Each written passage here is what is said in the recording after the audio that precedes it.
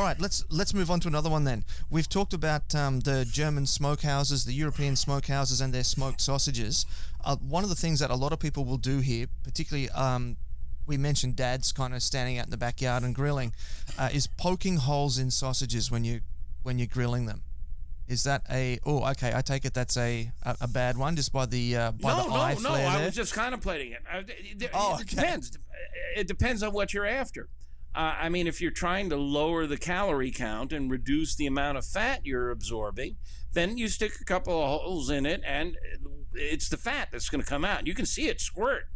You got to stand back. It'll get you in the eye. That's no fun. But if you don't do that, then you retain all that fat, and that becomes moisture. And your typical sausage blend is 80-20 or 70-30, and the lower number, 20 or 30, is the amount of fat. So typically a 70-30 fat sausage, that's a lot of fat. This is not diet food.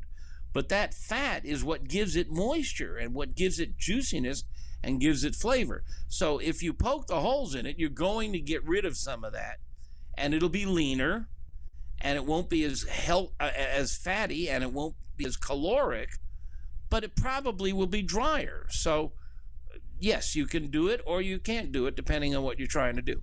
But be careful also. I'm just thinking, on a charcoal grill, you start poking it, that fat's going to get on the flame and you're going to have flare-ups. Yeah, yep, definitely. I've done that several times. I've had to learn that the hard way. Well, sometimes it'll split. I mean, those casings often are hog casings, and the interior of that sausage is going to expand with the heat, and that fat, as it liquefies, will expand. And I think we've all seen a sausage split open, and when it does, it spills quite a bit of moisture. It certainly does, yeah. Okay, here's another one then. All cuts of meat need to come to room temperature before cooking. Definitely a myth. Definitely a myth. First of all, bacteria can duplicate a double of their population in 20 minutes. You don't want to leave bacteria running around at room temperature. Number two, an inch and a half thick steak, a good thick steak will take an hour to 2 hours to come to room temperature. Meat is 75% water. Water is not good at conducting heat, either in or out. So you can take a steak and let it sit at room temp, and it's not coming to room temp. Maybe the outside will come to room temp, but the interior is not moving much at all. And you can prove this. Just stick a thermometer in there and watch it. But number three, this is the cool part. If you like the flavor of smoke, smoke sticks better to cold surfaces. Now think about this. You get out of the shower in the morning, and the mirror in the bathroom is all foggy. What's happened is the cold surface of the mirror is attracting the tiny little droplets of water in the steam, and they stick together. It's a process called thermophoresis, and it is well known to physicists, but not necessarily to grillers. And every bloody darn cookbook says take the meat out of the fridge and let it come to room temp. But if you'll put cold meat in your smoker, you're going to collect more smoke on the surface. So you'll get more smoke flavor.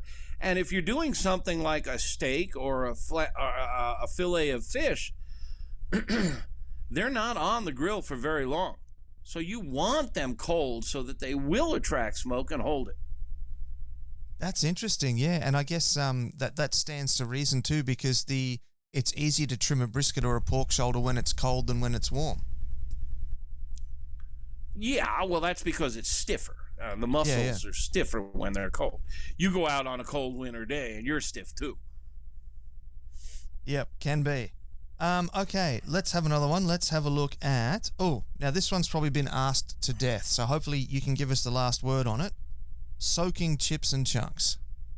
Oh, yeah. This is one that we debunked years ago, and it still won't go away. There's a reason they build boats out of wood, because wood doesn't absorb water. Now, I've done the experiment. I've taken chunks and chips and soaked them in wood, not just for an hour, as most of the cookbooks say, but overnight. Weigh them first, then soak them overnight, take them out, shake them off, get the surface water off of there, just because I want to see how much they absorb. And it's about 3 to 5%, typically. 3 to 5% weight gain. Then I cut the wood in half and look at it with a magnifying glass or a microscope. There's a little fuzziness on the surface of the wood. And it's kind of like hairy, and the moisture will get captured in that fuzziness. And there are pores in the surface of the wood. And the water will get into those pores. It will go in a teensy tiny millimeter fraction. It won't go very far. The center of that wood is completely bone dry. So what happens? You take this wood that has got water on the surface, and you got your charcoal fire set up. You got an offset or a log smoker. Well, it'd be an offset, your charcoal smoker. So you got or even a kettle, and you get your temperature just about dialed in. You got everything where you want to do. And now you're throwing a wet rag on it. You're throwing wet wood on there. But look at all that smoke coming out of there. Oh my goodness. Guess what? It's not smoke. It's steam. Water boils at 212 degrees. Wood burns at about 500 degrees. So it can't ignite until the water is all boiled off. So all that smoke that you're seeing when you throw wet wood on the fire is just steam coming off. So don't do it. Most folks don't do it. And in fact, you want the wood to burn, not smolder. And this is another thing. We wrap it up in aluminum foil and we watch all this puffy white smoke. But as you said in your intro, I hope you've got your blue smoke rolling. I heard that. Blue smoke is the legendary flavorful smoke that we strive for. And blue smoke comes from when wood is combusting, when it's burning, when there is flame, yellow-tipped flame, because that yellow tip on the flame is burning up impurities, which can give the meat bad flavors. So you want the wood to burn vigorously, and the smoke is almost invisible, but it's there. There's flavor compounds coming out. It's just that the particulates are so small, you can't see them. Black smoke, big particles, reflect the light, and that's why it's black. White smoke, medium-sized particles. So you want the wood to burn. And I hear this, especially on gas grills. People want to throw a little smoke on there, and they'll wrap them up in aluminum foil or something. Don't bother. Get a chunk of wood, don't soak it, put it right down on those gas burners as close as you can get it, and let it catch on fire and burn.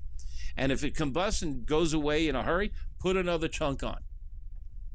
Yeah, interesting. I think that should definitely be the last word on that. Thank you very much.